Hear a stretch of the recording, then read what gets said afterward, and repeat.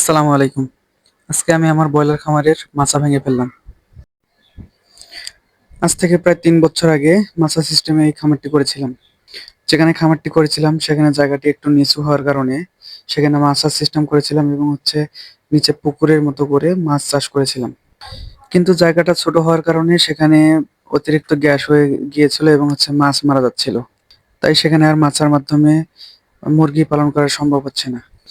এখন মাচাটি ভেঙে ফেলছি এবং খামারের জায়গাটিতে মাটি ভর্তি করে তারপর শেডে মুরগি তুলবো ইনশাল্লাহ।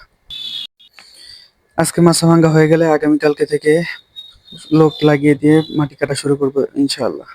মাটি কাটা হয়ে গেলে তারপর খামার ঠিকঠাক করে তারপর আবার ব্রয়লার মুরগি উঠাবো। এই ঘরটার পাশাপাশি আমার আরো একটা ঘর রয়েছে। ২ ঘর মিলেই আমার প্রায় ১৩০০ মুরগির জায়গা রয়েছে।